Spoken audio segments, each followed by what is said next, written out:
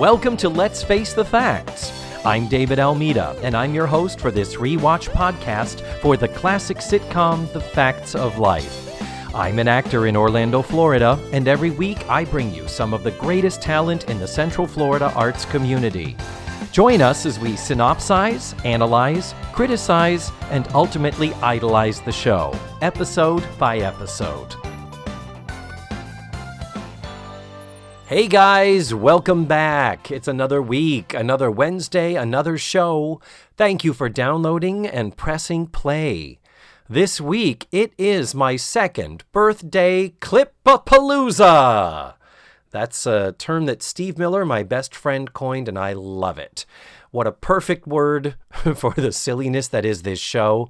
This week's episode is Season 5, Episode 25, The Way We Were, Part 1, and it is the first half of the season finale for Season 5, and it is a clip show. And I was talking to Matthew, and I said, I don't know what to do for a clip show. I don't want to just have another guest on, and they kind of get cheated because I've already discussed the clips ad nauseum. And Matthew is the one who suggested, why don't you do a clip show while you're doing the clip show?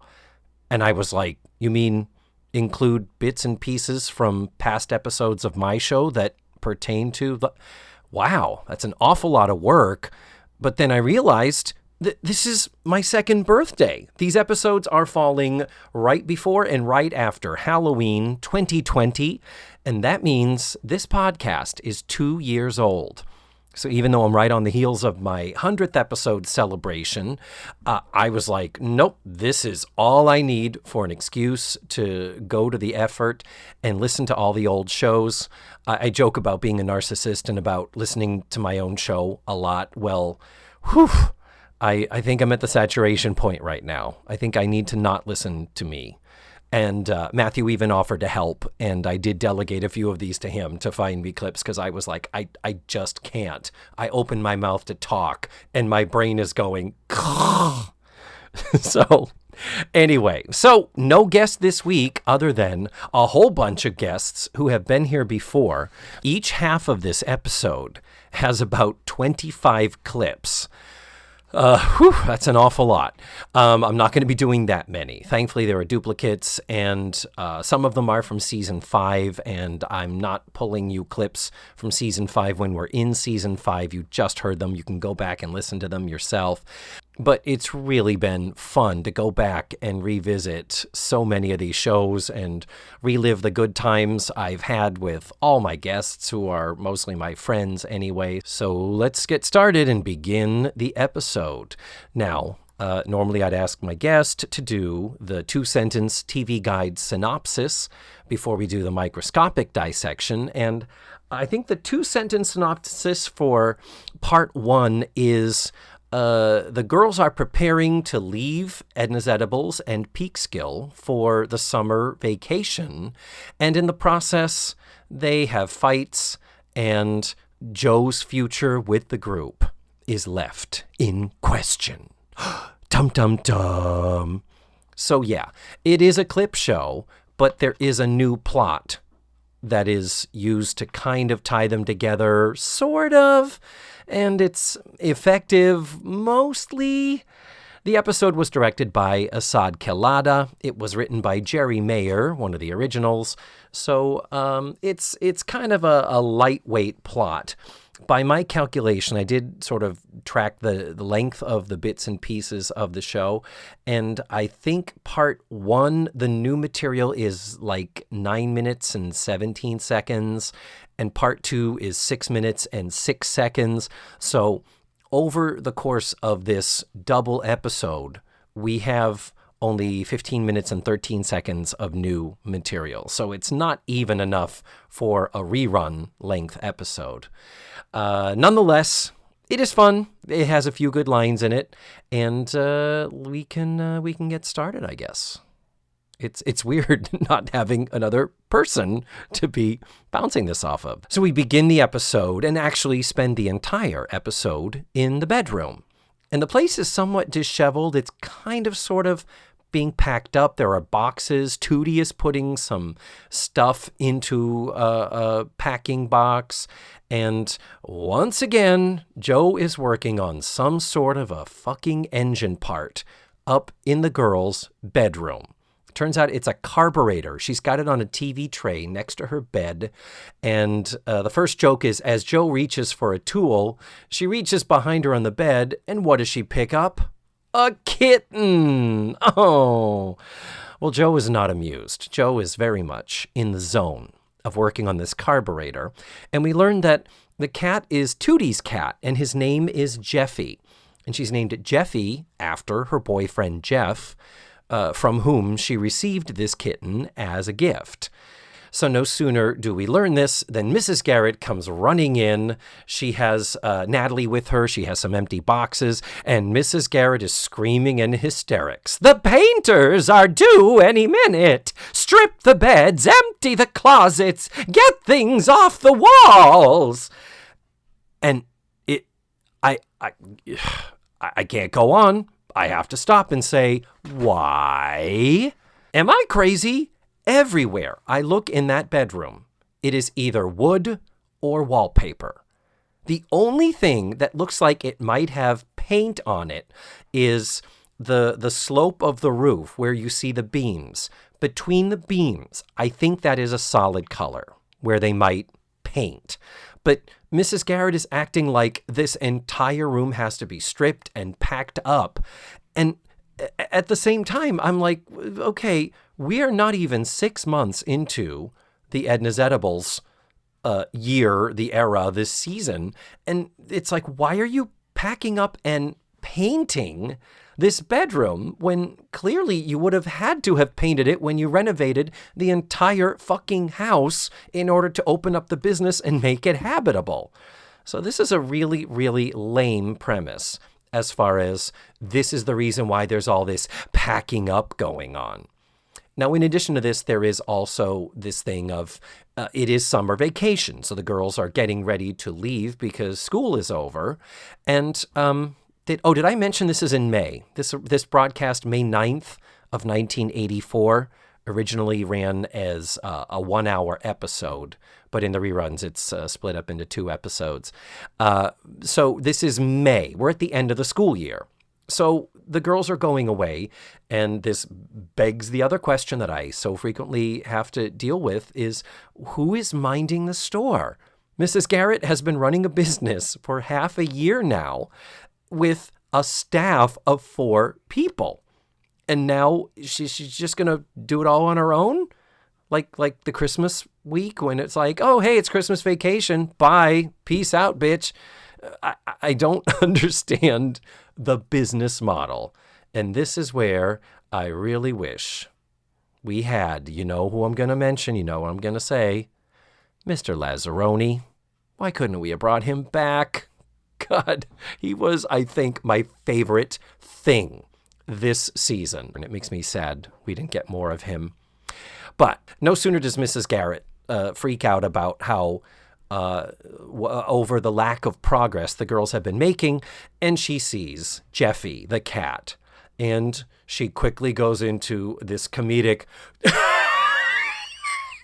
and very quickly the joke is that Mrs. Garrett is allergic to cats. And we know that that is true because it was mentioned in Big Fish, Little Fish, season 5, episode 18. Tootie had mentioned trying to put one over on Mrs. Garrett and get a cat and bring it into the house. And it's like, yeah, that's stupid. Just a stupid idea. And very quickly, Tootie takes Jeffy, the cat, out to feed him and gets him out of the room. So then we have a little interchange between Mrs. Garrett and Natalie. Natalie is excited because this summer coming up, she is going to be going to Truman Capote's writing camp. Okay.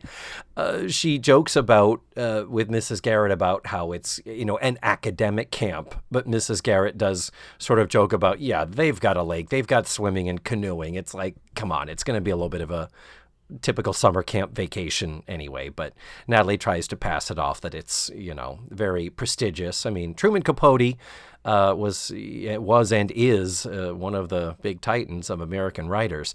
And here's an interesting thing. This show was taped and broadcast in May of 84.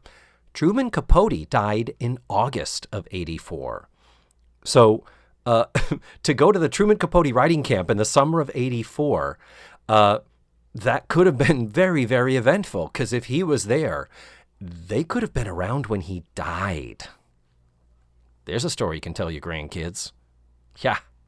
I also did question, wait a minute, how can Natalie be going to a summer camp, a writing camp, when we know that she and Tootie went to some sort of a resort where we learn about their shenanigans in the season 6, episode 1, what happened over the summer, basically. So I did look it up, and it turns out that the story they tell in season 6, episode 1 is a week that Natalie's mother brought Natalie and Tootie to this resort on Cape Cod. So, okay, we know summer camp doesn't take all of the summer. It's only a few weeks. So we will give the writers a little bit of a pass here that there was more than one event on Natalie's social and professional calendar during this summer. So then Mrs. Garrett checks in with Joe. What's the progress with this thing that you're working on? And Joe is like, oh, I'm getting there with the money I'm going to be making rebuilding this carburetor, I guess. Joe is going to be taking her mother on her first vacation in 2 years. So, therefore, this is important, what Joe is doing. As in, gee, I hope something doesn't happen that messes it up. So then Blair comes in. Blair is all up in arms because she's trying to pack up her clothes for the summertime, and she cannot find her peach pumps. Turns out she's going to be a bridesmaid or a maid of honor in 5 different weddings this coming summer. And the peach pumps go with one of the dresses, and she can't find them. So that's going to come back in just a few minutes. And then Joe says she's got to run out to Cycle City to buy some type of a part to complete building this or rebuilding this engine carburetor thing. And in the process, Blair says, oh, would you pick up my peach organza? Oh, that's a dress. And Joe's like, yeah, okay, whatever. So then Blair, here's another moment where I'm like just staring at the screen, slack-jawed and dead-eyed. Blair throws car keys at Joe and says, why don't you take my car and not your bike? Because she doesn't want the dress to get messed up. And I'm like, wait, hold it. Blair throws Joe car keys. Blair has a car all of a sudden? What happened? Where? Who? I have questioned many times, particularly over season 4, why doesn't Blair have a car? Blair has been old enough to drive, and she's rich as fuck. She should have had a car. Anyway, magically, my dream has come true, and I'm still unhappy. So there it is. So now we have Blair and Natalie left in the room, and Natalie opens up a cedar trunk at the foot of the bed. Not of the bed, it's like down on the step of the 2 levels of this odd set that's supposed to look like an attic, sort of. But Natalie says, hey, Blair, look at this stuff that has accumulated over the last 6 months, where we just fucking moved here at the beginning of this same school year. It's like, remember the episode where Joe came down with the milk bottles because it was, oh, look at all this old stuff that's up in the attic. It's like, why? Things don't have, you guys have not been there long enough for things to accumulate, for paint jobs to be needed to be done on the bedroom, for you to not know what is up in the attic if this bedroom isn't the attic, which the architecture belies. But I'm getting a little too excited here. Anyway, this is the important part because I've been talking a lot. This is a lot of plot. I'm sure you're saying to yourself, David, isn't this a clip show? Why are you still babbling about the plot? Well, finally, the stuff in this trunk is going to be the springboard that gets us started with the clips. So they pull out the stuff. Blair is like, oh, it's one of my Harvest Queen crowns. Natalie pulls out an article that she wrote. They find yearbooks and souvenirs. And look at these. They find Tootie's roller skates. And Blair says something like, how could I forget these? In her first year, she never took them off. And now I do want to point out the skates are blue. They are sneakers with wheels on them. That was a popular thing in the late 70s. They are not the white lace-up skates. Even though in the first clip that we see, Tootie is wearing white lace-up skates like you'd get at the skating rink. But anyway, we are now 4 minutes and 17 seconds into this episode. So we now have our first montage of clips. And this section is dedicated to Tootie and her roller skates and her first year. And remember, Tootie's first year was the first season of the show, even though there was one reference to her being there in 5th grade. That reference was wrong. That is not canon. Tootie's first year at Eastland was season 1 when she was in 6th grade. And so in this group of clips, there are 9 of them. They are all from season 1. And this is pretty much the TV show saying, and we're going to get this shit out of the way and then move on. Pretend like season 1 really wasn't a thing. So it's using Tootie's roller skates as the excuse to get the season 1 clips done and gone, and then we can get on to season 2 where we know the show really begins. Anyhow, the very first clip is her yelling at Mrs. Garrett that the pig is on the bus. That was back in season 1, episode 1, when they're having the big harvest coming up, you know, the Harvest Queen, and it might be Cindy, even though she may think she may be a lesbian. And the joke is Mrs. Garrett in response says, "Oh, Tootie, the pig can't drive a stick shift." Yeah. The next clip is Tootie at the blackboard. This is a pretty popular clip. This is a clip you've seen a lot of because she's doing the ditto marks as she is writing out, "I will not be nosy." That was season 2, episode 4. And this is going to bring in my first clip. The episode was IQ, and my guest was Mike Marinaccio.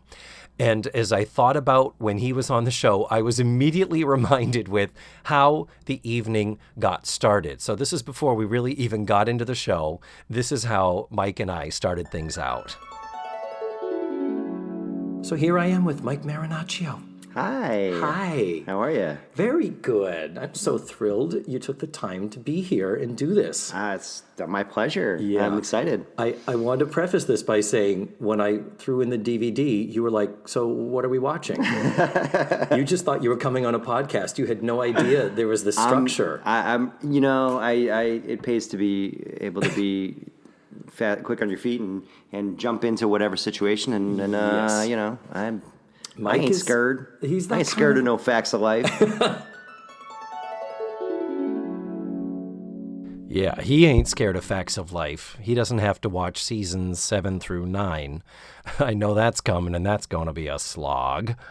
Now, moving on, the next clip is where Tootie and Natalie are saying to Mr. Bradley that they're not planning to go to college because they want to become beauticians. They say they're going to major in advanced sassooning. And then that's immediately followed with the clip in the girls' bedroom where Natalie gives Tootie the blonde wig. That's an image that's in all of the end credits for the entire season 1, because there's nothing funnier than a black child putting on a blonde wig. Both of those clips come from season 1, episode 5, called Overachieving. And my guest for that episode was Michael Wanzi.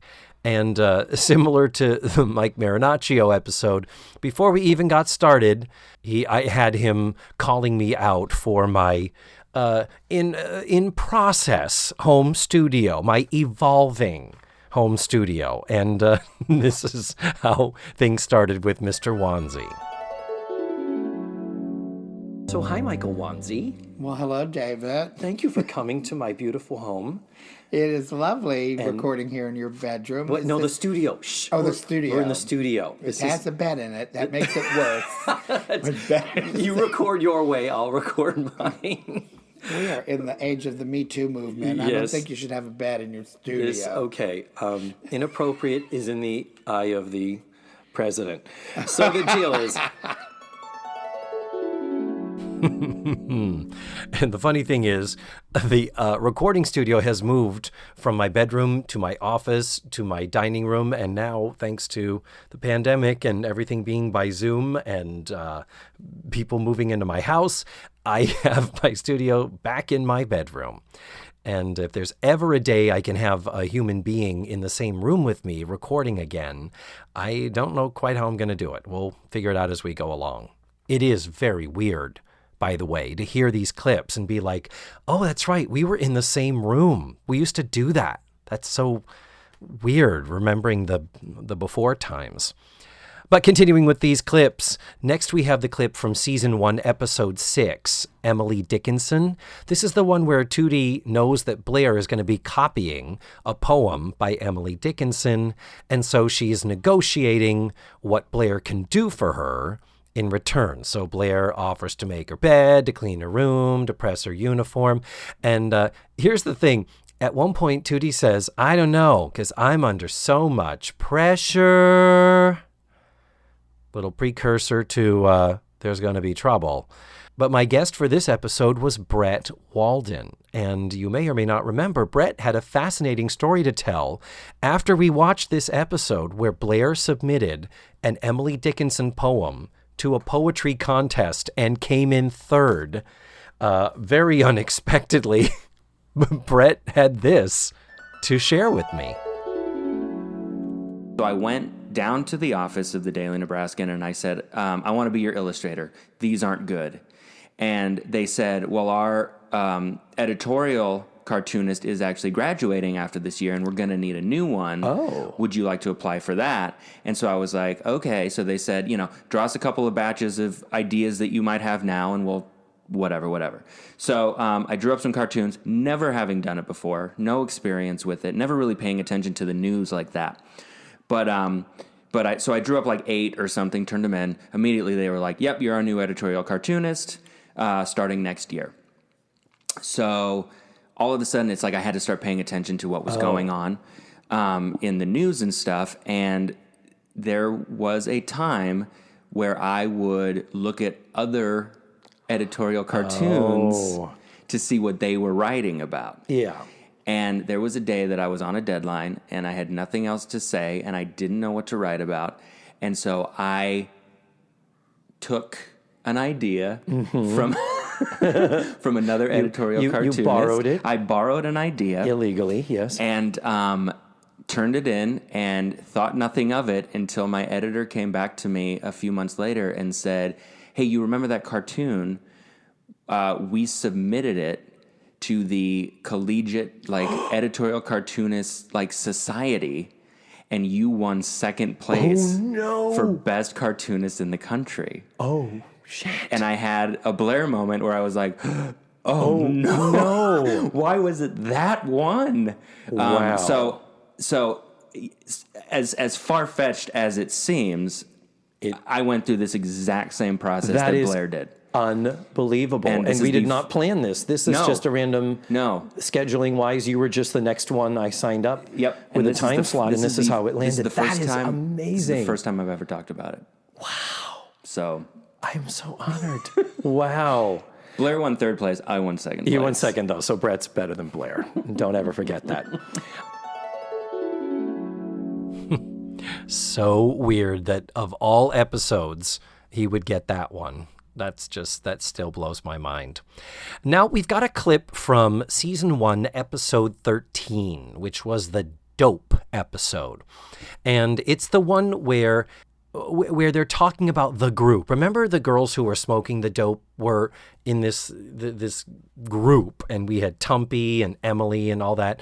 And the clip here is of Tootie, and she is doing this thing where she is kind of posing and looking directly at the camera and saying, what is it like being in the group? Oh, hi, Tumpy. Hey there, Poopy. Where's Dippy and Bitsy and Snitsy? And that's interesting to look back on that with her being so young in season 1. And remember in the dieting episode, season 1, episode 7, when they're in that room, that sort of dining room that we never saw before or after? Remember she did that again, where she was like pretending to do a commercial for some type of healthy food. Interesting that those are very early signs of Tootie wanting to be an actress and her actually performing for both the camera but also her friends. That was really interesting to see that. But the episode this clip is from is season 1, episode 13, Dope. And my guest was James Brendlinger. And if you will recall, we didn't even have to talk about the episode before he blew my mind with pointing out something very interesting about the opening theme. So we are not going to make it past the first shot of the opening theme.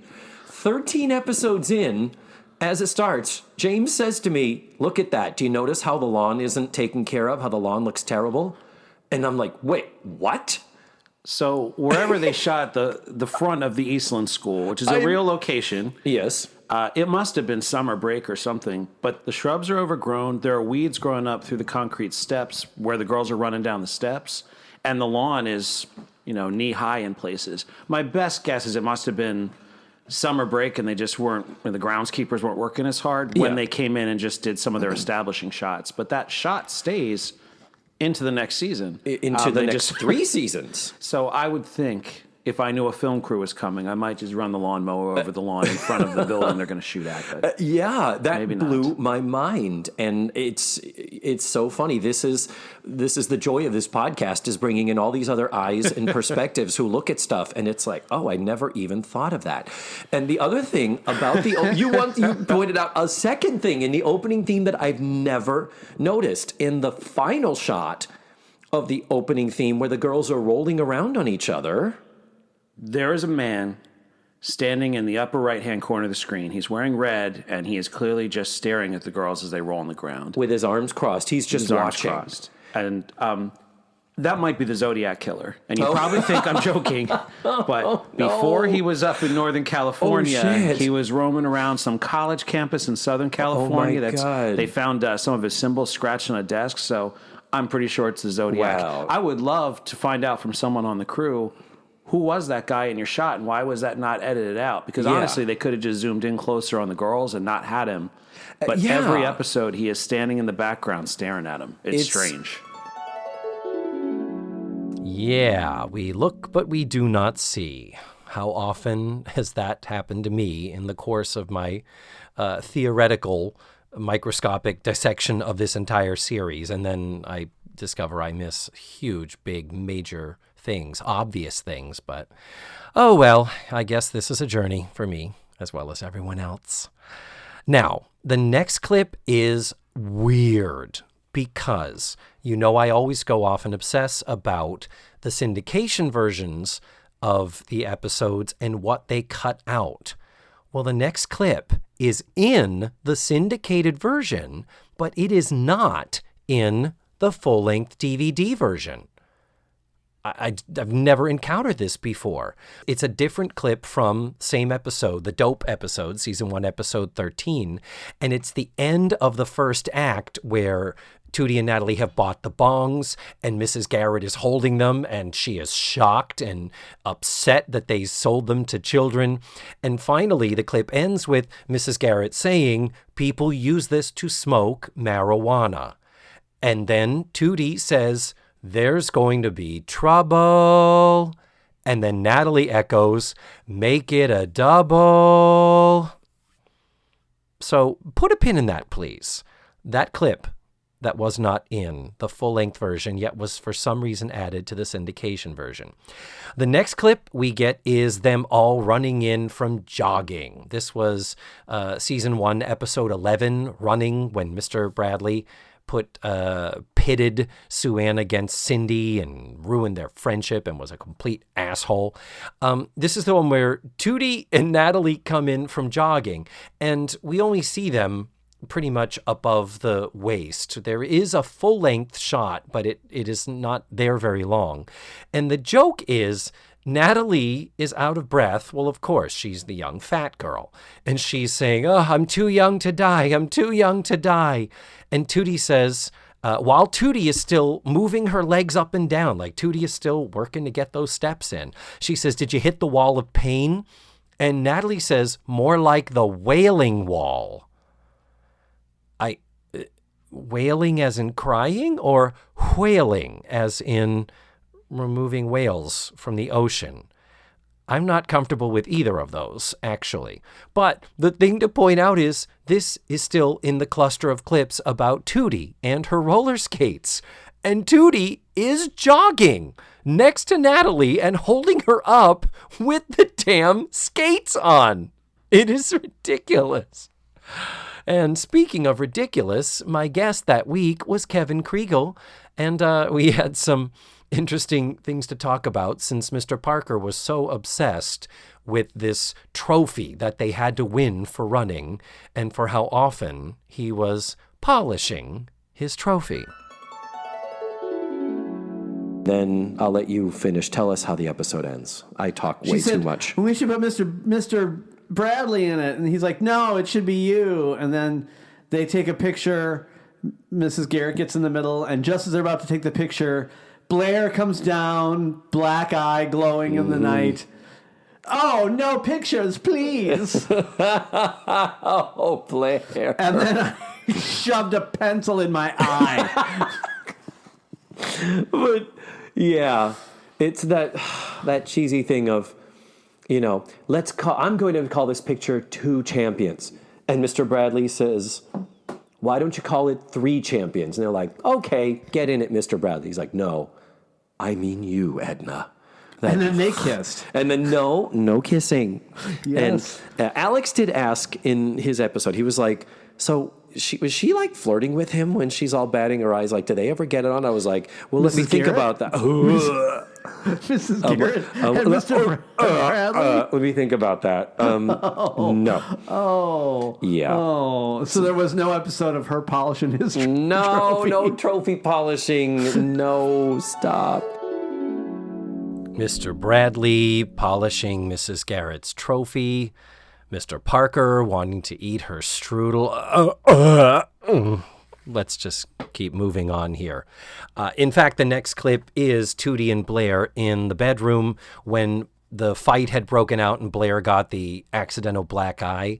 And Blair puts on the eye patch with the bedazzled eye on it. And then the final clip of this bit is also from the IQ episode, the season 1, episode 4. And that's where Mrs. Garrett discovers that Tootie has the IQ scores and has been blabbing them. And she says, so don't you think you know what you need to do? And Tootie says, yeah, make a break for it. And Mrs. Garrett grabs her and pulls her back, rolling her on the skates. That was a visual intentional joke. And then she says, I guess I gotta go see Mr. Parker. And Mrs. Garrett says, I'll roll you down that last mile. And with that, we go back to the current day story.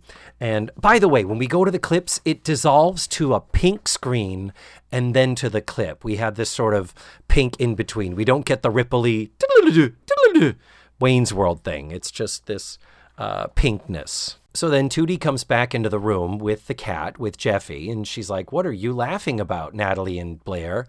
And they say, you in your first year, remember? And they show her the skates, and she's like, oh my goodness, the skates. So to take the skates in her hands, she hands the cat to Natalie and says, would you put Jeffy back in his cage? And then Blair is looking through her yearbook. And very quickly, we go to our next group of clips. Blair says, these early years here at Eastland, everything was perfect, just perfect. And then something happened. What happened? And then it fades to pink. And then we come to Joe's arrival. The very first time we see Joe when she takes off the helmet. And we are now in season 2, episode 1. This is basically a series of 7 clips that synopsize what happened between season 1 and season 2. So we have Joe's arrival. Then we have them arguing about her name. Then we have the my Jordashes are your Jordashes. The argument about men. Tootie suggesting the chuggalo. Joe with the roll of tape on her belt. Joe asking Blair for a picture to make the fake ID. Then we have the girls in jail. Blair saying she's got to get out of here. Let me out. Let me out. And Blair, we've only been here for 45 minutes. Well, that's great. We basically are now brought up to speed with what the show really has been for the last 4 years. So because this is the season premiere for episode 2 that we are revisiting, on my show, first episode of the season is always a Matthew Arter episode. So he had a few different things that I thought were noteworthy that I wanted to revisit and share because, God, he is just so fucking funny. So here is Matthew. Where was NBC's first? I think it was Different Strokes, but what place? Little House on the Prairie, number 14. Oh, God. And number 2. I would rather eat a live cat than sit through an episode of Little House on the fucking Prairie. I just can't take it. We watched it. Yes, everybody watched it. It's very precious and twee nowadays. But a duck. I mean, as a kid, I remember thinking, where do they poop?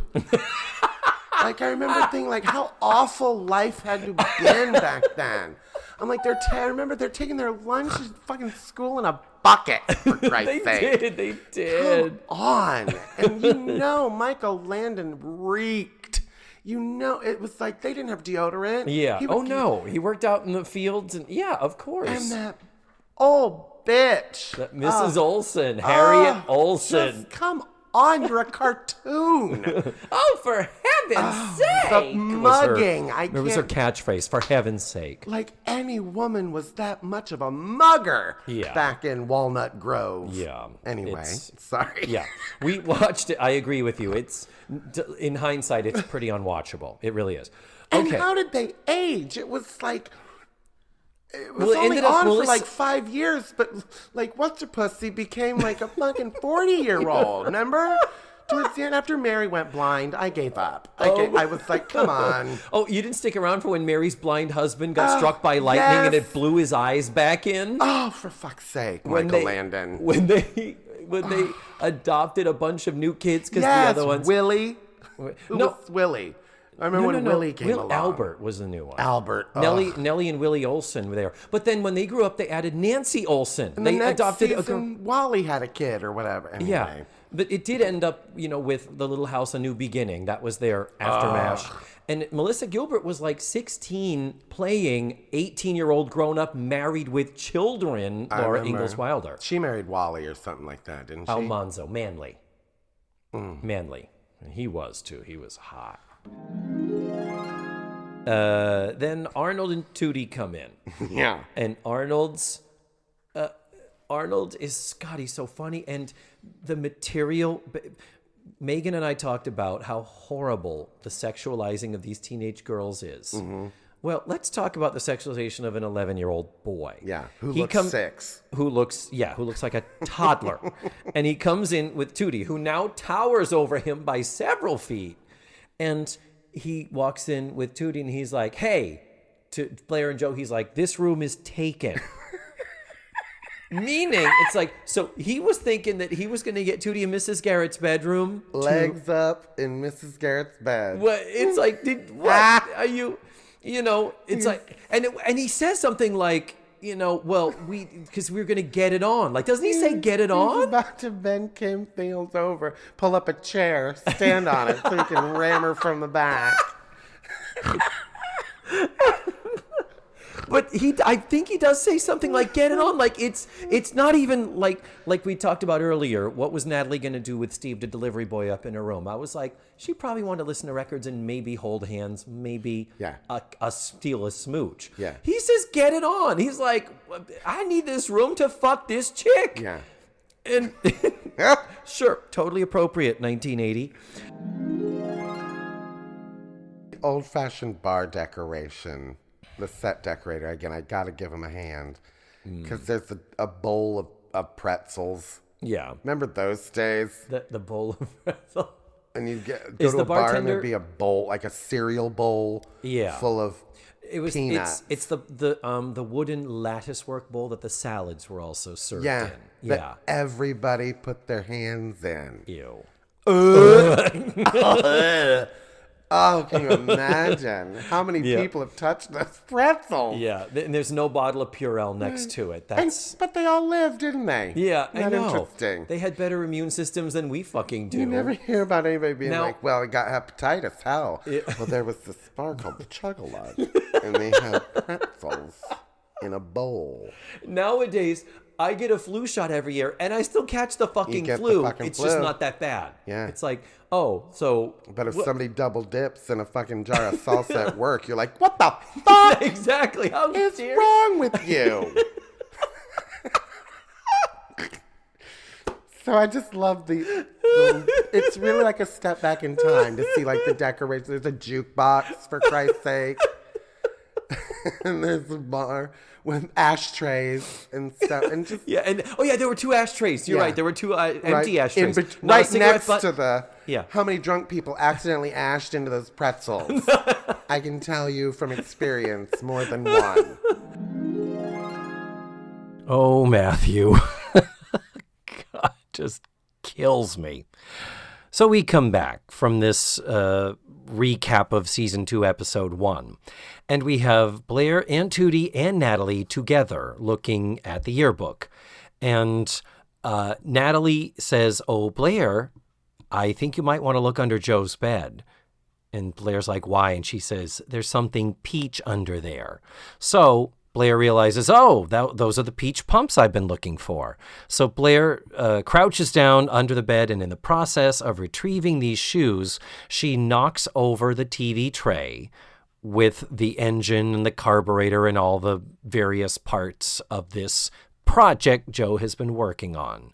And they're all like, oh no, Joe's been working on it for 2 weeks. And some pieces fell through the heating vent. And remember I asked you to put a pin in that clip earlier?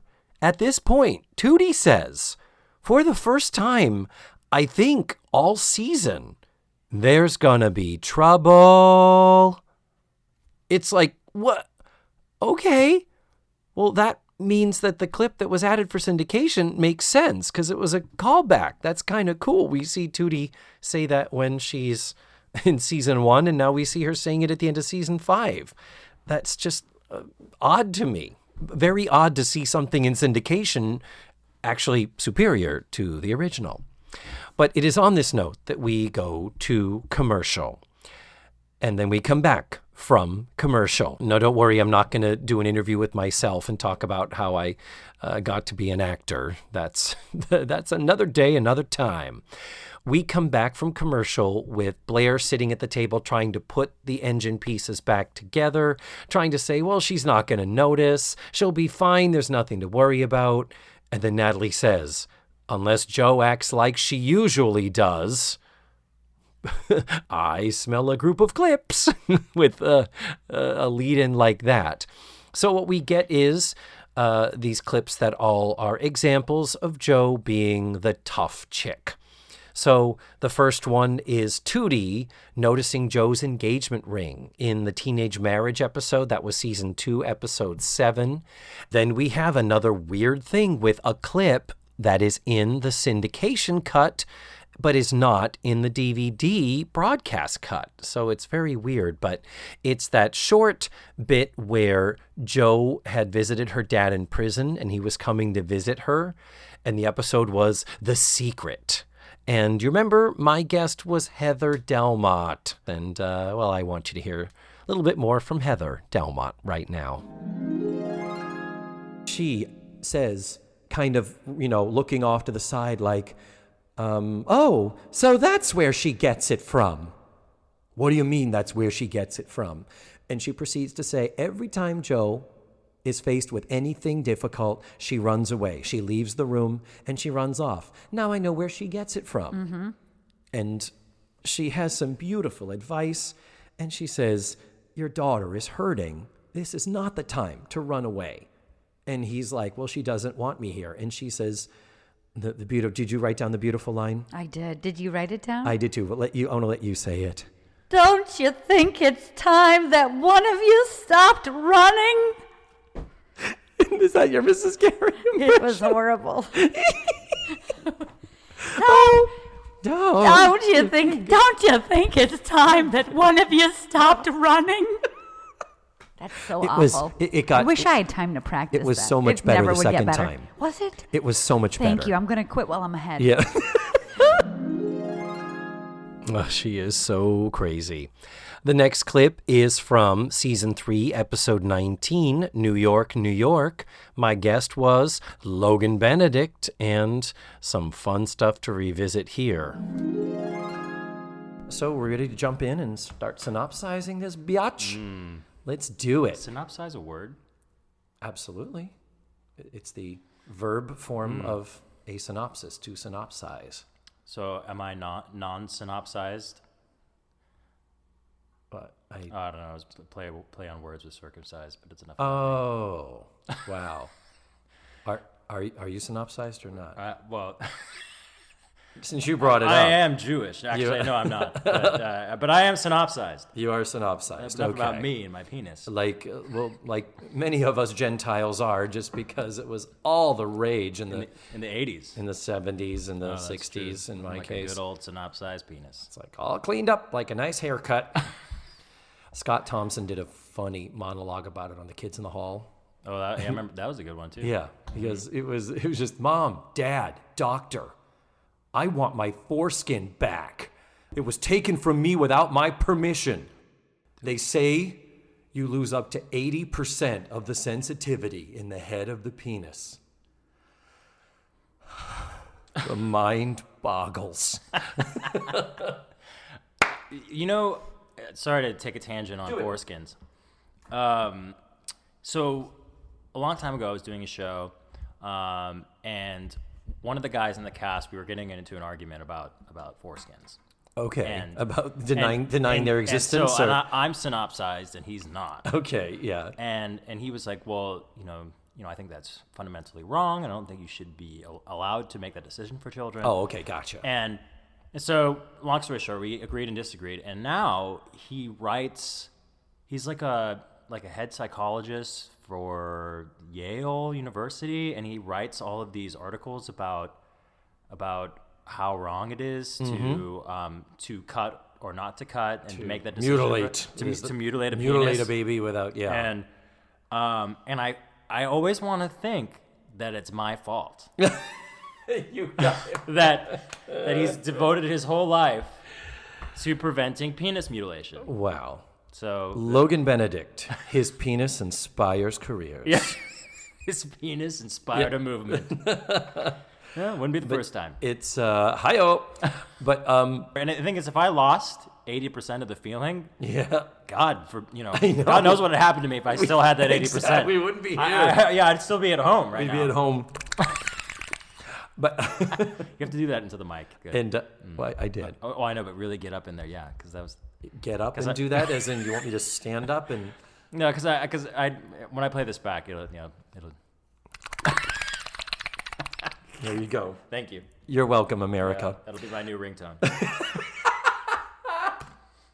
And when people go, huh? You just, that's my friend David. Yeah, don't mind. And then Hildy comes back and she's like, Hildy, why did you leave? And how could you put me in this? And you had me worried. And Hildy was like, the food's all ready. I was having an abortion. Which was also in the show randomly. I got back as fast as I could. You don't know how long an abortion takes nowadays. This show is about issues, and that's another issue. Yeah, this is my fact of life. And then I had to put my father into a nursing home. Yeah. But Hildy is calm and clearly used to being abused like this, and she's like, "But it's all ready. It's in the fridge. I took care of everything." And the fetus. Sorry, I quit. Go ahead. One more time. Wow, listening to that again, it's embarrassing how much he was flirting with me and trying to get me to sleep with him. Man, Logan, You're a married man. I can't. I have morals. Anyhow, the next clip is from season 3, episode 5, The Front Page. And my guest was Joe Lorenz. And you remember that's the one where Joe had the journalism teacher who was really, really tough on her. You know how terrible it makes me feel when I'm here and you make me feel like a dummy. Mm-hmm. And she says, and he's like, what? What are you talking about? And he says, it's always exciting for a teacher to see a student who has real potential. And she's like, wait a minute, so I'm not a dummy? And he's like, no. And at one point he says, how did we get to be on opposite sides of the fence? So Joe kind of fesses up to the chip she frequently has on her shoulder and how reactive she is. Still a character flaw of hers that she owns up to. And she says, look, when someone pushes me without thinking, I just push back.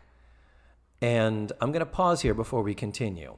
I have such a big problem with the trope in both sitcoms and dramas and in life of the teacher who pushes you hard and is super extra tough on you because you are so good and have such potential. I'm going to circle a note that I wrote. Oh, he is circling tough love, blech. Blech. I am right there with you. I fucking hate that mindset so much because whatever, if that's your philosophy, ideology, whatever. But if you are this wonderful teacher that is so attentive and does see such potential, why haven't you picked up on the fact that it's not working? Yeah, read the room. We've had so many you're not reading the room situations. Take a look at Joe, your now established star pupil, and realize,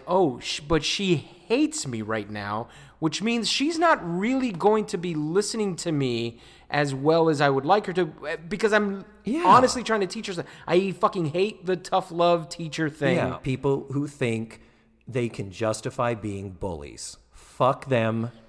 Fuck every single one of them. The psychology of being tough on a student versus saying, what student would not love to hear a teacher say, you have real potential. You are very good in this class. I need you to keep working hard. Right. And I'm going to ask you to do a couple of extra things only because I know you can handle it. Because I know you can handle it, because I believe that these are the things that will help propel you in this thing that I see you are so passionate about. Yeah. I don't know who the student would be that would say, yeah, well, fuck you. Yeah, I wish you'd yell at me. Yeah. Like, exactly. how You're great. Not my dad. Yeah. How great would that be for the teacher to say, I see you. Yes. I see how dialed in, how passionate you are about this thing that I'm teaching you. Like, as opposed to Joe thinking, well, he hates me. Yeah. How is that better? Yeah, and he thinks I'm a dummy because he's making me feel like a dummy and clearly can't see that he's doing that. Yeah. For someone so concerned with facts and the truth, there is an inherent dishonesty. Mm-hmm. There's a big disconnect here with this character of Mr. Gideon. And can I also say, not for nothing, the actor who plays Gideon has crazy coke eyes. Oh, no.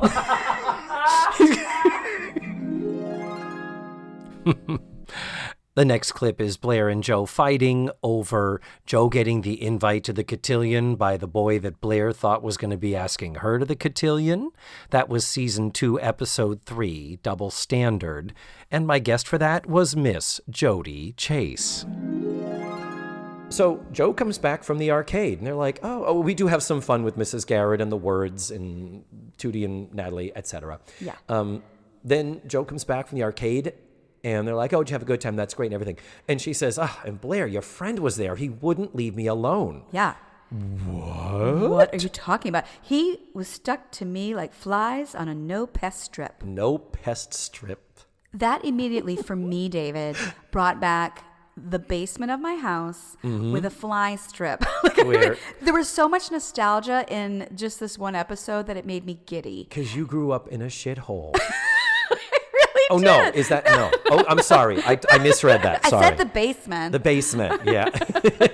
No, there was so much nostalgia. Just a no pest strip. That's a very 1980 term. I don't think yeah. that those exist, but that's just a brand name for fly paper. Fly it's literally paper. fly paper that you hang. Yeah, we had one in our Yeah. basement where the it was gross. Yeah. And I mean that some of the things that were nostalgic, just what they were wearing. Blair was rocking her Gloria Vanderbilt jeans. Oh my God. Rocking it with the little swan on the pocket. Yeah. I was like, I had a pair of those. Yes. And Tootie had these little things in her hair. They were bows, but they were made out of The thick yarn. yarn. That thick Yeah, I yarn. had Those were that. so popular, yeah. Oh, Next up, the clip of Joe building the trap to catch the squirrel. That was part of the story in Season 4, Episode 19, Guess Who's Coming to Dinner? My guest for that show was J.W. Moore. And yeah, we had some fun racial humor that we got to comment on, as well as the fact that he and I recorded this in March before the pandemic really became a thing. So it's very strange to hear us making these glib side jokes about coronavirus. But here we go with JW. Natalie gets angry. She throws the sweater on the floor and says, "This is crazy. Even Kunta Kinte got more respect." Yeah, cue the laugh track. Cue the laugh track. Okay, wow. You do know the reference. I'm Oh, yeah, assuming. Roots. Yeah. LeVar Burton. Yeah, exactly. And it's Geordie like, that is, LaForge, Reading like, Rainbow. if there's any question about this Slavery Day correlating or being in any way a reference to the actual institution of slavery Yes. in our country, this was the moment where suddenly it was just like, did you really just say that Kunta Kinte, got the more lead respect. character of Roots, a slave in the South, got more respect? It's like, wow. Yep. Really? I audibly not appropriate sighed. for the time, and even less appropriate now. You could 40 years hear later. my eyes rolling. Blair has a towel over her head, so she didn't see anything of this squirrel shenanigans. Yeah. And Mrs. Garrett does kind of one last-ditch effort, like, "Blair, is there any chance you feel well enough She starts praying. help us out?" She starts praying. She starts praying. Yeah, and Blair just, like, sneezes on her, essentially. So, So she's got the coronavirus now. yeah. Too soon. Then Blair does come down because she says she needs some milk. Because when you're sick with a head cold, You need milk. you need nothing You like need lactose. dairy to wow. So they introduce her. She shakes the hand of the brother and then sneezes on it. And that's where I put coronavirus in my notes. See right he's there. got it now. See right there. Once again, too soon. Yep, too soon. And some might argue back in March, it was too late. Anyhow, the next clip is actually one that is missing from the syndicated version, but it is on the DVD. And it's a clip with Joe being annoyed at Blair when she and Blair and Natalie are at the coffee shop in Season 3, Episode 18, Runaway.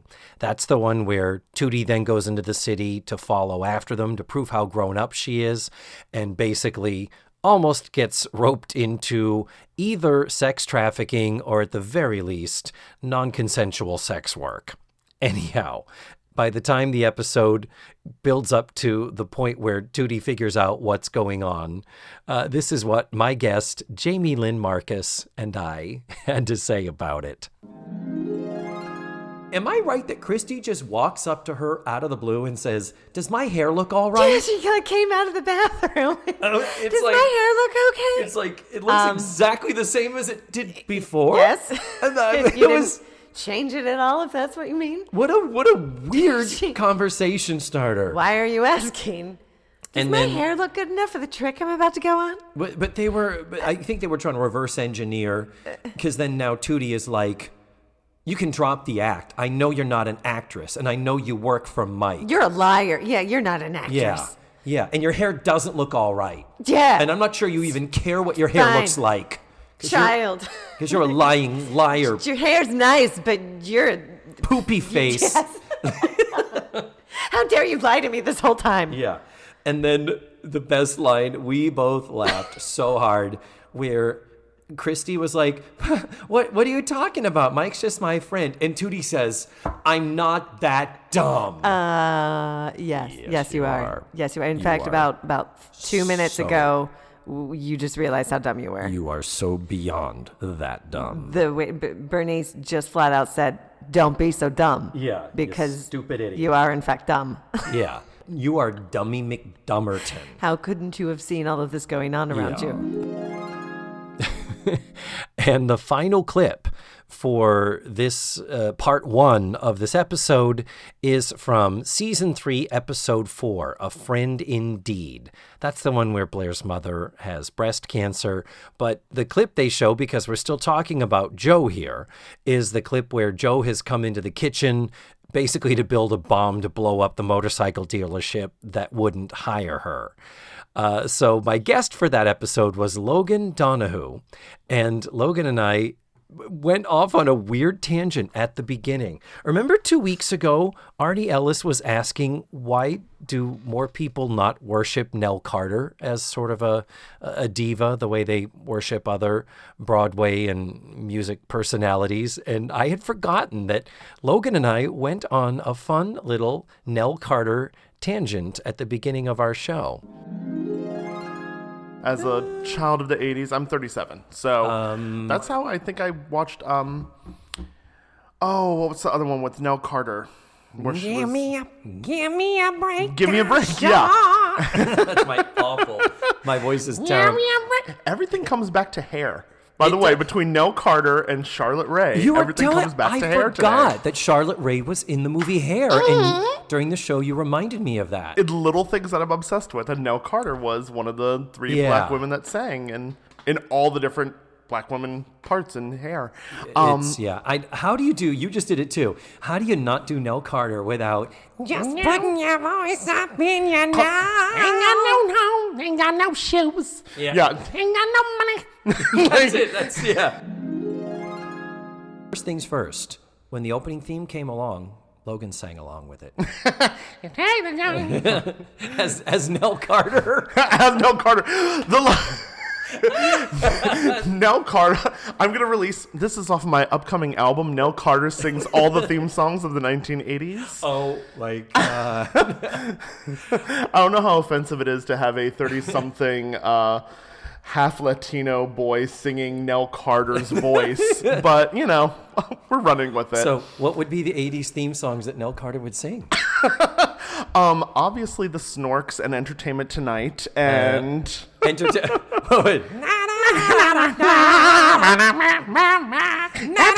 Tonight! We didn't know there was lyrics there, but Nell Carter's going to discover them for us.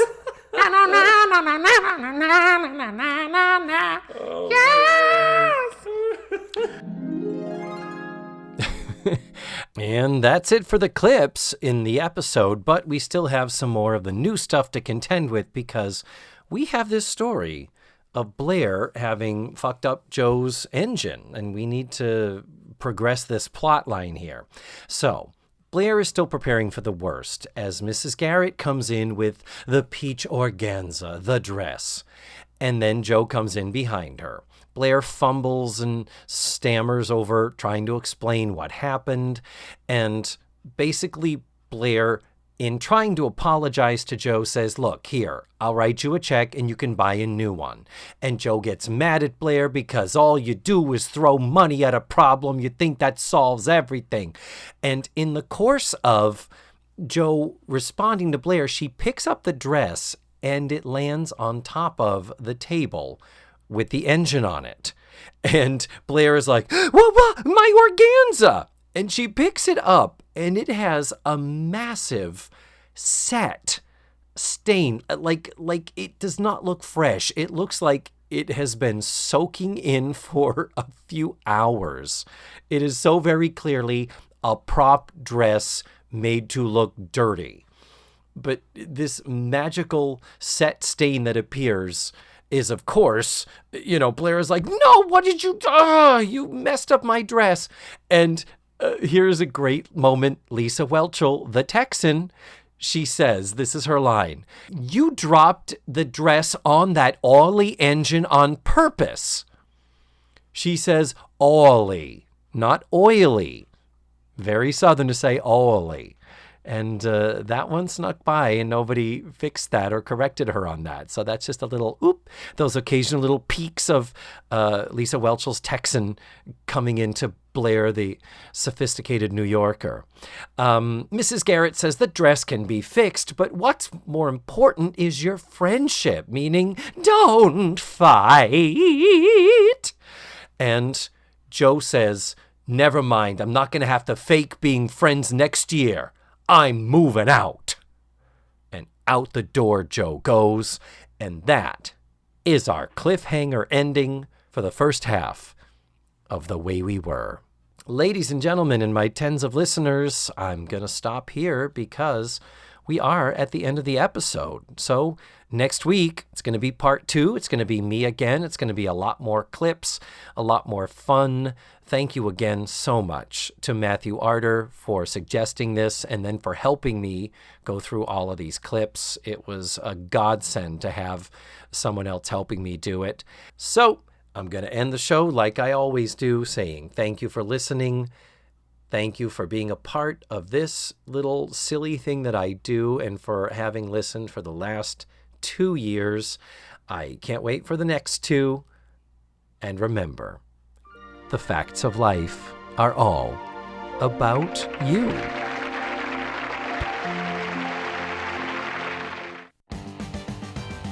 Let's Face the Facts was produced, written, hosted, and edited by me, David Almeida. My theme song was beautifully arranged and recorded by Ned Wilkinson. Our website is facethefactspod.com. You have to drop the lets. And that's where you can find extra pictures, video, and audio extras from the digital cutting room floor.